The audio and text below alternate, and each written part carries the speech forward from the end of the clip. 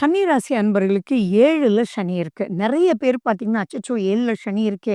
அப்படின்னு சொல்லிட்டு திருமணத்தையே தள்ளி வைக்கணும் அப்படின்னு நெனைக்கிறாங்க. சனி கிரகம் வந்து திருமணத்த தொடவே தொடாது அப்படின்றது மைண்ட்ல ஞாபகம் வச்சுக்கோங்க. ஆனா, இங்க எதுல காஷனா இருக்கணும் அப்படின்னா, செலக்ஷன் ஆஃப் தி பார்ட்னர் அப்படின்றதுல ரொம்ப ரொம்ப எச்சரிக்கையா இருக்கணும்.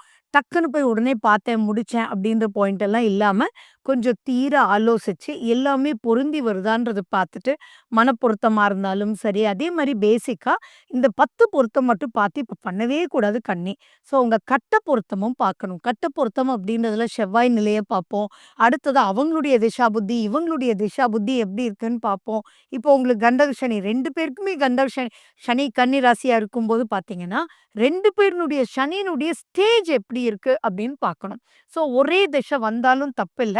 ஆனா அந்த திசை ஒருத்தருக்கு ஃபேவரபிளாவும், ஒருத்தருக்கு அன்ஃபேவரபிளாவும் இருந்தா நாட் அ ப்ராப்ளம். ஸோ இந்த மாரி தீர ஆலோசிச்சு ப்ரொசீட் பண்ணும்போது, தாராளமா திருமணம் பண்ணலாம். திருமணத்தை 7ல தட் இஸ் கண்டக சனியா இருக்குன்னு நெனச்சு தள்ளி போட வேண்டிய அவசியங்கள் கிடையவே கிடையாது.